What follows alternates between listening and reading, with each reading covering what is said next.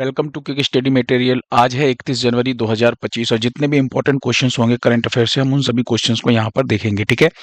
और आप लोगों के लाइक जो है वो मुझे मोटिवेट करते हैं, जैसा मैंने आपको पहले बताया था। और कल के वीडियो पे ना मैंने 100 लाइक कहा था और कल के वीडियो पे ना 80 लाइक क्रॉस हो गए थे, है ना, जो एक टीचर के लिए बहुत ही ज़्यादा मोटिवेटिंग होता है। ठीक है। थैंक यू सो मच आप सभी लोगों को। तो बिना समय बर्बाद किए हुए सबसे पहले क्वेश्चन की तरफ चलते हैं। जो आज का हमारा पहला क्वेश्चन है वो क्या है? आज का हमारा पहला क्वेश्चन है, सांभर उत्सव 2025 जो है ये कहाँ आयोजित हुआ है? तो सांभर उत्सव 2025 की बात करें अगर हम, तो आपको पता है सांभर झील कहाँ पर है? भाई सांभर झील कहाँ पे है? राजस्थान में, है ना। तो आपको ध्यान रखना है, उत्तर क्या हो जाएगा आपका? राजस्थान जो है वो बिल्कुल सही आंसर है, ऑप्शन ए। सांभर फेस्टिवल की बात करें तो राजस्थान में जो सांभर झील है वहां पर इस फेस्टिवल का आयोजन किया जा रहा है और 24 तारीख से लेकर के 28 जनवरी तक इसका आयोजन किया जाना है। तो ध्यान रखिएगा डेट कब से कब, 24 से 28 जनवरी। ठीक है। तो ये डेट जरूर ध्यान रखिएगा, डेट इंपॉर्टेंट है। ठीक है, डेट याद रखिएगा। नेक्स्ट क्वेश्चन देखिए, अगला क्वेश्चन क्या है हमारा? नेक्स्ट क्वेश्चन है हमारा, नगोबा जतारा महोत्सव कहाँ मनाया गया है? अभी हाल ही में एक महोत्सव है, एक उत्सव है, फेस्टिवल है नगोबा जतारा, जिसे नगोबा जतारा के नाम से जाना जाता है। अगर हम इस फेस्टिवल की बात करें ना, तो आप यहाँ पे ना एक सांप देख रहे हैं, सर्प देख रहे हैं, स्नेक, ये ऐसे देख रहे हैं आप, ऐसे कुछ, तो आप समझ गए होंगे कि ये सांपों की पूजा से ही रिलेटेड कुछ है। तो यहाँ पर आपको ध्यान रखना है, सर्प देवता जिसका नाम क्या है, आपको ध्यान रखना है, सर्प देवता जिनका नाम है नगोबा।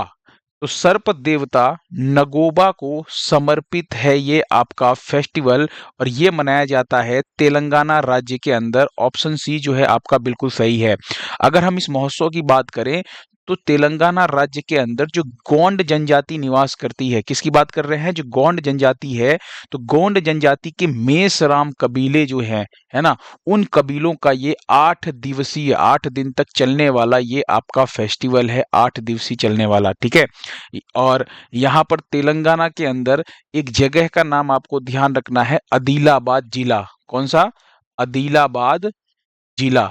आदिलाबाद जो जिला है, इसी जिले के अंदर केसलापुर गांव है। यहाँ पर केसलापुर गांव, मैं यहाँ पे लिख दे रहा हूँ, है ना, ताकि आप लोगों को रिवीजन करते टाइम ध्यान रहे। तो आदिलाबाद के केसलापुर गांव में इस उत्सव का आयोजन किया गया है और वहीं पे आपको ध्यान रखना है, गोंड जनजाति के मेसराम कबीले का 8 दिवसीय चलने वाला ये आपका त्योहार है और सर्प देवता नगोबा को समर्पित है ये आपका फेस्टिवल, ये भी आपको ध्यान रखना है। तेलंगाना की बात करें अगर हम यहाँ पे, तो अभी आप लोगों ने 2-3 फेस्टिवल और पढ़े थे। एक आपको याद होगा कन्नुमा फेस्टिवल, जो मवेशियों का त्योहार है, जिस दिन जानवरों की पूजा की जाती है ना। ये आपका सर्प देवता को समर्पित है आपका, है ना। वहीं पे एक और फेस्टिवल आपको ध्यान रखना है और वो क्या है? बथुकम्मा फेस्टिवल, जो तेलंगाना में मनाया जाता है। एक आपने बोनालू फेस्टिवल पढ़ा है, वो भी तेलंगाना में मनाया जाता है। एक मेदराम यात्रा जो है वो आपको ध्यान रखना तेलंगाना में आयोजित होता है। तो ये कुछ फेस्टिवल हैं जो तेलंगाना में, जो बार बार एग्जाम में पूछे जाते हैं, जिसमें बोनालू और बथुकम्मा कई बार रिपीट हो चुके हैं। ठीक है, ध्यान रखिएगा। अगर हम बात करें फेस्टिवल की, तो अभी आपने एक तो सांभर उत्सव पढ़ा ही पढ़ा है, नगोबा जतारा पढ़ा ही है। कुछ और फेस्टिवल की बात करते हैं जो अभी हाल ही में मनाए गए हैं। तो बात करते हैं पांगसाऊ पास अंतरराष्ट्रीय महोत्सव, जो अरुणाचल प्रदेश में अभी हाल ही में मनाया गया है। अंतरराष्ट्रीय पश्मीना महोत्सव की बात करें तो अभी नेपाल में आयोजित हुआ था। ये सारी चीजें मैंने आपको पढ़ा रखी है, बस रिवीजन करवा रहा हूं ताकि आप चीजों को भूलें ना, क्लास के अंदर ये सारी चीजें याद हो जाएं। फिर बात करते हैं जो 6वां अंतरराष्ट्रीय बाजरा महोत्सव है, जिसे मिलेट फेस्टिवल के नाम से भी जाना जाता है। ये कहां पर? तो बेंगलुरु कर्नाटक में आयोजित हुआ। फिर परशुराम कुंड मेला 2025 की बात करें, भगवान परशुराम को समर्पित, ये अरुणाचल प्रदेश के अंदर आपको ध्यान रखना आयोजित हुआ। कनुमा फेस्टिवल अभी मैंने आपको बताया तेलंगाना में, ये मवेशियों का त्योहार है, जिसके अंदर जो मवेशी होते हैं, जो गाय भैंस होती है, इनकी पूजा की जाती है। वहीं पे आपको ध्यान रखना है, मकर संक्रांति के टाइम पे अंतरराष्ट्रीय पतंग महोत्सव का आयोजन किया गया था अहमदाबाद, गुजरात के अंदर। फ्लेमिंगो महोत्सव की बात करें तो ये आपको ध्यान रखना है, अभी हाल ही में आंध्र प्रदेश में मनाया गया है। ये कुछ फेस्टिवल हैं जो आपको ध्यान रखने हैं। यहाँ से क्वेश्चंस आपके बनने वाले हैं, आपको बिल्कुल भी इन चीजों को रिवीजन करते चलना है साथ में। चलिए अगला क्वेश्चन देखिए, हाल ही में किसे महाराजा हरि सिंह पुरस्कार 2024-25 से अभी हाल ही में क्या किया गया है, सम्मानित किया गया है। तो बात करें अगर हम यहाँ पर, तो ये जो सम्मान मिला है ये मनोज सिन्हा को मिला है, जो कहाँ के राज्यपाल हैं, तो आपको ध्यान रखना है ये जम्मू कश्मीर के, ये आपको दिख रहे हैं आ, आपको मनोज सिन्हा दिख रहे हैं ना, ये क्या है, ये जम्मू कश्मीर के उपराज्यपाल हैं, क्या है, लेफ्टिनेंट गवर्नर है, जम्मू कश्मीर के उपराज्यपाल हैं, और जिनको अभी क्या दिया गया है, ये पुरस्कार जो है ये दिया गया है। तो अगर आपसे पूछा जाए किस राज्य के उपराज्यपाल हैं, तो जम्मू कश्मीर के। अब यहीं पे एक और आपको ध्यान रखना है कि अगर मैं आपसे कहूं कि ये राजा हरि सिंह पुरस्कार क्या है, तो ये जो पुरस्कार है ये गुलिस्ता न्यूज के द्वारा दिया जाता है। किसके द्वारा? गुलिस्ता गुलिस्ता न्यूज नेटवर्क जो है इसके द्वारा दिया जाता है, आपको ध्यान रखना है, ठीक है। थोड़ी सी मेरी हैंडराइटिंग गंदी है, आप लोग एडजस्ट कीजिएगा। महाराजा हरि सिंह की बात करें तो जम्मू कश्मीर को भारत के साथ एकीकृत करने में महाराजा हरि सिंह की जो थी ना वो बहुत अहम भूमिका थी, ठीक है। ये उस टाइम पे कश्मीर के राजा हुआ करते थे, राजा हरि सिंह, है ना। तो हरि सिंह का नाम ध्यान रखना है, उन्हीं के सम्मान में ये पुरस्कार दिया जाता है। नेक्स्ट क्वेश्चन देखिए, नागरिक उड्डयन सुरक्षा ब्यूरो क्या है? नागरिक उड्डयन सुरक्षा ब्यूरो, BCAS, इसकी फुल फॉर्म क्या होती है? Bureau of civil aviation security, है ना। तो आपको ध्यान रखना है, इसके भी हाल ही में जो महानिदेशक बने हैं, कौन बने हैं? तो इसके महानिदेशक बने हैं राजेश निर्वाण, नाम आपको ध्यान रखना है। ऑप्शन बी आपका बिल्कुल सही है, राजेश निर्वाण। राजेश निर्वाण की बात करूं तो ये अमृत मोहन प्रसाद की जगह पे आए हैं, तो अमृत मोहन प्रसाद की जगह ली है राजेश निर्वाण ने। अच्छा, यहाँ पे संजय मल्होत्रा आपको नाम दिख रहा है, याद आ रहा है कुछ आपको भी? संजय मल्होत्रा की अगर मैं बात करूं तो आरबीआई के जो नए गवर्नर जनरल बने हैं, है ना, कौन से नंबर के? आरबीआई के 76 नंबर के जो गवर्नर बने हैं वो आपको ध्यान रखना है ना। तो आरबीआई के 26वें गवर्नर कौन? संजय मल्होत्रा का नाम आपको ध्यान रखना है। वहीं पे अगर एक और चीज मैं देखूं अगर यहाँ पे, तो ऑप्शन डी में एक नाम है ज्ञानेंद्र प्रताप सिंह। ये अभी हाल ही में सीआरपीएफ के महानिदेशक बनाए गए हैं, है ना। सीआरपीएफ के क्या बनाए गए हैं? डायरेक्टर जनरल, या आप कह सकते हैं महानिदेशक। याद आ रहा है चीजें? चीजें याद आ रही हैं कि भूल गए आप? तो ध्यान रखिएगा, ये भी आपको साथ में याद करते चलना है। नेक्स्ट अगला क्वेश्चन देखिए, हाल ही में अंतरराष्ट्रीय सरस्वती महोत्सव कहाँ आयोजित हुआ है? तो अंतरराष्ट्रीय सरस्वती महोत्सव की बात करें तो ये गीता महोत्सव की तर्ज पर, है ना, इसको मनाया जाता है। कहाँ पर? तो आपको ध्यान रखना है हरियाणा के अंदर। तो ऑप्शन ए जो है आपका बिल्कुल सही होने वाला, हरियाणा। दरअसल ये 7 दिवसीय फेस्टिवल है, 7 दिन तक चलने वाला फेस्टिवल है ना। कब से कब तक मनाया गया है अगर आपसे पूछा जाए तो आपको ध्यान रखना है कि 29 जनवरी से 4 फरवरी तक इसका आयोजन किया गया है, और ये 7 दिन तक चला था, 7 दिवसीय फेस्टिवल। कहां पर किया गया? तो हरियाणा के अंदर जो कुरुक्षेत्र जिला है हरियाणा का, वहां पर पिहोवा सरस्वती तीर्थ है, वहीं पर इसका आयोजन किया गया है। और हाँ, एक भागीदार राज्य का नाम आपको ध्यान रखना पड़ेगा इस बार, और वो क्या है?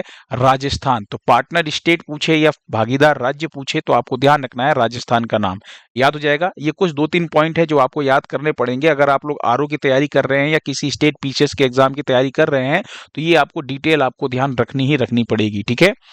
चलिए नेक्स्ट क्वेश्चन देखिए, वर्ष 2025 को किस देश ने समुदाय का वर्ष, इसको ना इंग्लिश में भी याद करके रखिएगा, हो सकता है हिंदी में भी ईयर ऑफ कम्युनिटी ही लिखा आ जाए, मैं इसलिए कह रहा हूं क्योंकि ऐसा एग्जाम में होता है। तो ठीक है, तो किस, मतलब 2025 को किस देश ने समुदाय का वर्ष या फिर ईयर ऑफ कम्युनिटी, दोनों वर्ड याद रखिएगा, समुदाय का वर्ष या फिर ईयर ऑफ कम्युनिटी, दोनों वर्ड ध्यान इसलिए रखने के लिए कह रहा हूं कि हिंदी में भी आपको ईयर ऑफ कम्युनिटी लिखा हुआ मिल सकता है, ठीक है, घोषित किया है। तो ये आपको ध्यान रखना है, यूनाइटेड अरब अमीरात यानी यूएई की बात कर रहे हैं, यूएई ने 2025 को समुदाय का वर्ष घोषित किया है। अच्छा, अगर मैं बात करूं यहाँ पर, तो एक चीज आपको ध्यान रखना है, ये जो समुदाय का वर्ष है ना, तो यूएई के जो राष्ट्रपति हैं, यूएई के राष्ट्रपति हैं, इन्होंने घोषित किया है। राष्ट्रपति का नाम क्या है? शेख मोहम्मद बिन जायद, आपको नाम ध्यान रखना है। इन्होंने घोषित किया है, समाज में एकता और समावेश को बढ़ावा देने के लिए ना ये एक राष्ट्रीय पहल है। क्या है? ये एक राष्ट्रीय पहल है, आपको ध्यान रखना है। और अगर मैं बात करूं ना, तो इस टाइम पे ना एक नारा भी दिया गया है, मतलब इसी के दौरान एक नारा दिया गया है ना, इसके लिए। और वो नारा क्या दिया गया है? Hand in hand, hand in hand, ये नारा ध्यान रखिएगा, हो सकता है पूछ ले आपसे, तो ये इसी दौरान एक नारा दिया गया है, हैंड इन हैंड, ये भी ध्यान रखना है। अच्छा, 2025 यहाँ पे क्या लिखा, वर्ष 2025, तो अभी ना 2025 को ना अलग अलग संगठनों द्वारा, अलग अलग देशों के द्वारा इसको ना कुछ घोषित किया गया है, ठीक है। जैसे रक्षा मंत्रालय ने अभी सुधारों का वर्ष घोषित किया है 2025 को, याद आ रहा है, भारत के रक्षा मंत्रालय ने। अभी रिवाइज करवाते हैं चीजों को, कौन कौन सी चीजें हैं, ध्यान से सुनिएगा। तो अभी 2025 को क्या क्या किसने घोषित किया है, तो अभी रक्षा मंत्रालय ने, भारत के रक्षा मंत्रालय ने सुधारों का वर्ष घोषित किया है 2025 को। संयुक्त राष्ट्र ने 2025 को ग्लेशियर संरक्षण वर्ष घोषित किया है। वहीं पे नेपाल ने 2025 को विशेष पर्यटन वर्ष घोषित किया है। फिर वहीं पे बात करें संयुक्त राष्ट्र यानी कि यूनाइटेड नेशंस की बात कर रहे हैं, इसने 2025 को अंतरराष्ट्रीय सहकारिता वर्ष, शांति और ये आपको ध्यान रखना है विश्वास का अंतरराष्ट्रीय वर्ष, और क्वांटम विज्ञान और प्रौद्योगिकी का अंतरराष्ट्रीय वर्ष है। ये तीनों जो है ये यूएन ने घोषित किए हैं, संयुक्त राष्ट्र ने घोषित किए हैं, यानी यूनाइटेड नेशंस ने। तो यहाँ पर ना आपको ध्यान रखना है संयुक्त राष्ट्र वाला, ये वाला और ये वाला। तो संयुक्त राष्ट्र ने 2025 को ना ये 4 दिवस घोषित किए हैं, याद रखना है, मतलब इस वर्ष को घोषित किया है। क्या? ग्लेशियर संरक्षण वर्ष, अंतरराष्ट्रीय सहकारिता वर्ष, शांति और विश्वास का अंतरराष्ट्रीय वर्ष, और क्वांटम विज्ञान और प्रौद्योगिकी का अंतरराष्ट्रीय वर्ष। आपसे एग्जाम में ना पूछा जाएगा, क्योंकि मैं बता रहा हूं आपको, एग्जाम्पल दे रहा हूं मैं कि कैसे क्वेश्चन पूछा गया था पिछली बार अभी एग्जाम में, जब अंतरराष्ट्रीय वर्ष यही संयुक्त राष्ट्र के द्वारा 2023 को ना अंतरराष्ट्रीय बाजरा वर्ष घोषित किया गया था। तो पूछा गया था कि संयुक्त राष्ट्र के द्वारा 2023 को कौन सा वर्ष घोषित किया गया है, तो अंतरराष्ट्रीय बाजरा वर्ष। याद आया? तो ये क्वेश्चन अभी पूछा गया था कुछ दिन पहले। ऐसे ही 2024 वाला जो क्वेश्चन था वो भी पूछा गया था, तो इसलिए 2025 में भी कुछ ना कुछ इसमें से आपको मिल सकता है एग्जाम में। वहीं पे AICTE की बात करें तो इसने 2025 को ईयर ऑफ AI यानी कि ईयर ऑफ आर्टिफिशियल इंटेलिजेंस जो है 2025 को घोषित किया है। AICTE की बात करें तो all India council for technical education इसकी फुल फॉर्म होती है, ठीक है। नेक्स्ट क्वेश्चन देखिए, भारतीय समाचार पत्र दिवस कब मनाया गया है?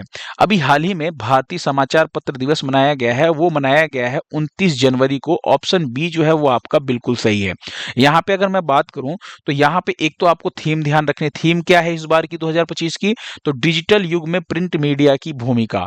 भारतीय समाचार पत्र दिवस क्यों मनाया जाता है, तो आपको ध्यान रखना है कि अभी J.A. हिक्की का नाम एक ध्यान रखना है, J.A. हिक्की यानी जेम्स ऑगस्ट हिक्की की बात कर रहे हैं। इन्होंने ना बंगाल गजट के नाम से भारत का पहला समाचार पत्र जो है प्रकाशित किया था। किस नाम से? बंगाल गजट। ये नाम ध्यान रखिएगा, इसलिए कह रहा हूं नाम ध्यान रखने के लिए, क्योंकि ये एग्जाम में कई बार क्वेश्चन पूछा जा चुका है। बंगाल गजट के नाम से इन्होंने कहां पर प्रकाशित किया था? कोलकाता में प्रकाशित किया था। ये भी जगह का नाम भी पूछा गया है। कब प्रकाशित किया था? तो 29 जनवरी 1780। तो 1780 में इन्होंने प्रकाशित किया था, ध्यान रखिएगा। और डेट क्या थी? 29 जनवरी। इसीलिए हम 29 जनवरी को क्या मनाते हैं? भारतीय समाचार पत्र दिवस मनाते हैं, ठीक है। तो 29 जनवरी को भारत का पहला अखबार कलकत्ता में शुरू किया गया था। और बंगाल गजट के एडिटर जेम्स ऑगस्ट हिक्की की बात करें, है ना, इन्होंने इसकी शुरुआत की थी। और ये जो भाषा थी न्यूज़पेपर की, वो न्यूज़पेपर की भाषा जरूर ध्यान रखिएगा, ये अंग्रेजी में थी। पूछा गया क्वेश्चन है एग्जाम में ये, है ना। ये है आपके J.A. हिक्की यानी जेम्स ऑगस्ट हिक्की। अच्छा, PYQ की बात करूं, प्रीवियस ईयर क्वेश्चन में ना एक क्वेश्चन बहुत रिपीट हुआ है कि भारत का पहला जो न्यूज़पेपर है उसका नाम क्या था? तो क्या बताएंगे आप? बंगाल गजट। किसने प्रकाशित किया? जेम्स हिक्की ने। कहां पर? कोलकाता में। भाषा क्या थी? अंग्रेजी। कब किया? 1780 में। ये वो 5-6 क्वेश्चन मैंने बताया जो आपके एग्जाम में रिपीट हुए हैं, खास करके SSC में कई बार रिपीट हुआ है, ठीक है। नेक्स्ट क्वेश्चन देखिए, अगला क्वेश्चन क्या है आपका, असम की दूसरी राजधानी कौन सी बनेगी? अच्छा देखिए, आपने ऐसे राज्य भी पढ़े होंगे जिनकी ना एक से अधिक राजधानियां हैं। जैसे अगर मैं उत्तराखंड की ही बात कर लें तो गैरसैंण एक राजधानी है, एक देहरादून राजधानी है ना। तो आपको ध्यान रखना है कि ऐसे ही असम की एक दूसरी राजधानी कौन सी बनने वाली है, वो बनेगी डिब्रूगढ़। वैसे असम की राजधानी क्या है, तो आपको ध्यान रखना है, मैप में देखिए ये है आपका असम, और इसकी राजधानी है दिसपुर। क्या है इसकी राजधानी? इसकी राजधानी है दिसपुर, ठीक है। और अब जो मैं बात कर रहा हूं इसकी जो दूसरी राजधानी है वो डिब्रूगढ़ बनेगी। कब तक तैयार हो जाएगा? 2027 तक इसको ना विकसित कर लिया जाएगा। 2027 तक। क्या रीजन है, क्या जरूरत पड़ी, तो आपको ध्यान रखना है, इससे ना डिब्रूगढ़ का विकास भी होगा। और वहीं पे एक नाम आपको ध्यान रखिए, जो तेजपुर देख रहे हैं ना, तेजपुर को सांस्कृतिक राजधानी बनाया जाएगा। क्या बनाया जाएगा? तेजपुर को सांस्कृतिक राजधानी जो है ये बनाया जाएगा। ठीक है। अगर हम बात करें यहाँ पर, तो जो असम की दूसरी राजधानी है, जैसे ये एक होता है ना कि एक आपकी राजधानी जहां से आपका पूरा काम हो रहा है, राजनीति वाला, है ना, जहां से आपके जितने भी मतलब कोई भी स्टेट का कोई भी मतलब जो भी काम हो रहे हैं वो वहां से किए जा रहे हैं, एक राजनीतिक राजधानी होती है ना, तो आपको ध्यान रखना है। तो ऐसी ही असम की अब जो दूसरी राजधानी बन रही है वो डिब्रूगढ़ बन रही है। पहली तो आपको ध्यान रखना, दिसपुर तो है ही, दिसपुर तो रहने ही वाली है, एक और राजधानी बनेगी डिब्रूगढ़। ठीक है। अगर मैं बात करूं असम की, तो असम के अभी मुख्यमंत्री कौन है, सीएम की बात करूं, असम के मुख्यमंत्री की बात करूं तो हेमंत विश्व शर्मा का नाम ध्यान रखना है। असम के अगर मैं राज्यपाल की बात करूं तो कौन है इस समय, लक्ष्मण प्रसाद आचार्य का नाम आपको ध्यान रखना है। ठीक है। एक और इंपॉर्टेंट क्वेश्चन देखिए कि दुनिया का, देखिए कभी भी कोई भी चीज पहली बार हो ना, दुनिया का पहला या भारत का पहला, तो वो थोड़ा सा इंपॉर्टेंट होता है। दुनिया का पहला डीप सी रडार किसने विकसित किया है?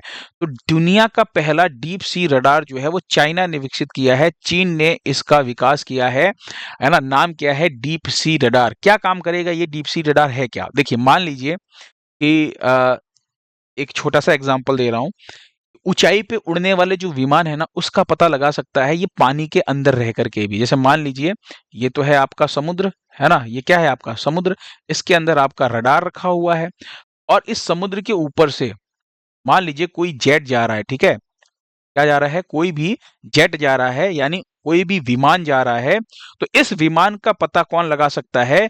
ये जो रडार जो पानी के अंदर है, ये इस विमान का, उड़ते हुए विमान का जो कि बहुत ऊंचाई पे उड़ रहा है, इसका पता लगा सकता है। समझ रहे हैं आप? तो ऊंचाई पर उड़ने वाले विमानों का पता लगा सकता है ये डीप सी रडार, और दुनिया का पहला ऐसा रडार है जो पानी के अंदर से पता लगाएगा, और ये है आपका चाइना ने किया है। अब इससे फायदा क्या होगा? जो समुद्री युद्ध होगा ना, उसमें बहुत फायदा होने वाला है। पनडुब्बियां जो हैं वो अब इस राडार के माध्यम से विमानों के स्थान का पता लगा सकती हैं। मान लीजिए हिंद महासागर में हमने कोई विमान रख दिया, है ना, और उधर से कहीं से भी अगर कोई मतलब हमारे देश के ऊपर अगर आ रहा है हमला करने के लिए, तो हमें पहले ही पता चल जाएगा ना, हम उसको पहले ही टारगेट करके उसको वहीं पे नेस्तनाबूद कर देंगे। तो आपको ध्यान रखना है, ऐसा चीज किया है वो चाइना ने किया है। और परीक्षण क्या किया इसने? पानी के अंदर 1000 मीटर अंदर ये आपका स्थित है। ठीक है।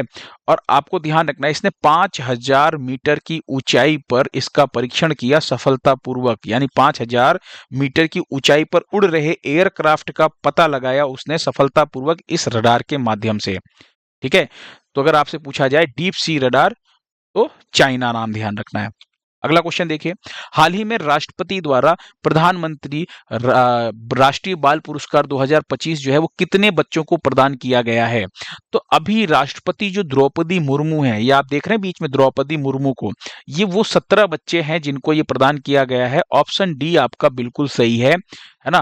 प्रधानमंत्री की बात करें, अरे सॉरी, राष्ट्रपति की बात करें, द्रौपदी मुर्मू जी की बात करें, तो उन्होंने प्रधानमंत्री राष्ट्रीय बाल पुरस्कार से 17 बच्चों को भी सम्मानित किया गया है। अब इसमें ध्यान रखिएगा, जो बच्चों की उम्र होनी चाहिए वो 5 से 18 वर्ष के बच्चों को दिया जाता है ये, है ना। ये उनकी उम्र कितनी होनी चाहिए? 5 से 18 वर्ष के उम्र के बच्चों को ही ये दिया जाता है, 18 से ज्यादा को नहीं मिलेगा। क्यों दिया जाता है? तो जैसे मान लीजिए किसी ने बहादुरी का कोई काम किया, है ना, किसी ने साइंस के अंदर कोई काम किया, साइंस के क्षेत्र में, कि या फिर किसी ने सामाजिक स्तर पे कोई काम किया, तो इन बच्चों की ना असाधारण उपलब्धियों के लिए, जैसे बहादुरी, सामाजिक क्षेत्र, साइंस, टेक्नोलॉजी, तो उन बच्चों की मतलब असाधारण उपलब्धियों के लिए ये पुरस्कार दिया जाता है। और अभी 2025 में आपको ध्यान रखना है, ये जो प्रधानमंत्री राष्ट्रीय बाल पुरस्कार दिया गया है, ये 17 बच्चों को दिया गया है, और ये उन्हीं बच्चों को दिया जाता है जिनकी उम्र 5 से 18 वर्ष हो। ठीक है। चलिए एक और क्वेश्चन देखिए, आईसीसी महिला चैंपियनशिप का खिताब किसने जीता है? तो आईसीसी महिला चैंपियनशिप का जो खिताब जीता है वो जीता है ऑस्ट्रेलिया ने। तो ऑप्शन सी आपको ध्यान रखना है, ऑस्ट्रेलिया ने इस खिताब को जीता है। ये कोई ऐसा टूर्नामेंट नहीं होता है जिसके अंदर किसी को हरा करके जीता जाए, ये एक रैंकिंग टाइप की होती है ना, जो लगातार चलता रहता है। क्योंकि कोई भी विश्व कप का मैच होता है ना, जब वर्ल्ड कप का मैच होता है, तो उस दौरान क्या होता है, टीम जब डिसाइड की जाती है ना, तो इन्हीं टूर्नामेंट्स के माध्यम से होती है। तो ये ऐसा नहीं है कि ये किसी के बीच में कंपटीशन था, ये मतलब लगातार चल रहा था, जिसके अंदर क्या होता है, जो लोग जीतते जाते हैं उनका क्वालिफाई हो जाता है उनकी रैंकिंग के ऊपर। तो आईसीसी महिला चैंपियनशिप का खिताब जो है वो ऑस्ट्रेलिया ने जीता है, इस बार तीसरा संस्करण था, ये भी ध्यान रखिएगा। लास्ट टाइम पे मैंने आपसे एक क्वेश्चन पूछा था और क्वेश्चन क्या था कि हाल ही में किस शहर को यूनेस्को के द्वारा wetland cities of the world की सूची में जोड़ा गया था। तो अभी आपको ध्यान रखना है, यूनेस्को ने 31 शहरों को, है ना, 31 सिटीज को अभी हाल ही में जोड़ा था wetland cities of the world की सूची में। वेटलैंड सिटीज क्या मतलब, ऐसी सिटीज जो आर्द्र भूमियों के संरक्षण के लिए, है ना, अच्छा काम कर रहे हैं, उन शहरों की सूची थी। और इसी 31 शहर के अंदर दो भारतीय शहर जुड़े गए हैं, है ना, हमारे देश के, है ना, इंडिया के दो भारतीय शहरों को जोड़ा गया है। और उन दोनों शहरों का नाम क्या है, एक है उदयपुर और एक है इंदौर। उदयपुर राजस्थान में, इंदौर मध्य प्रदेश में। ऑप्शन डी आपका बिल्कुल सही है ना। सभी बच्चों ने कमेंट बॉक्स में ना आंसर दिए थे, सबके आंसर सही थे, ठीक है। और एक या दो लोगों का कंफ्यूजन था, है ना, जिन्होंने मतलब या तो उदयपुर बताया था या इंदौर बताया था, जबकि ध्यान रखिएगा उदयपुर और इंदौर दोनों है, ठीक है। आज आपके लिए एक छोटा सा क्वेश्चन क्या है कि 76वें गणतंत्र दिवस 2025 में सर्वश्रेष्ठ झांकी का पुरस्कार किसे मिला है। कल मैंने बहुत डिटेल में, बहुत अच्छे से फोटो दिखा दिखा के, इमेज दिखा दिखा के मैंने आपको चीजें बताई थी, क्योंकि इमेज से क्या चीजें दिमाग में अच्छे से घुस जाती है ना, ज्यादा देर तक याद भी रहता है। तो मेहनत बर्बाद मत होने देना, मेरा क्वेश्चन का आंसर एकदम सही देना। कमेंट बॉक्स में आप लोगों को आंसर देना है। पीडीएफ आपको टेलीग्राम चैनल पे एज इट इज ऐसे के ऐसे मिल जाएगा, क्लास खत्म होते ही टेलीग्राम पे मैं इसे अपलोड कर दूंगा, वहां से आप डाउनलोड कर लीजिएगा। डिस्क्रिप्शन में लिंक दिया गया है टेलीग्राम चैनल का। और हाँ, लाइक का टारगेट 100 लाइक जो है, अगर आपके आते हैं ना, तो मुझे और भी ज्यादा मोटिवेशन मिलेगा, ठीक है। Thank you so much. फिर मिलते हैं कल की एक नई क्लास के अंदर।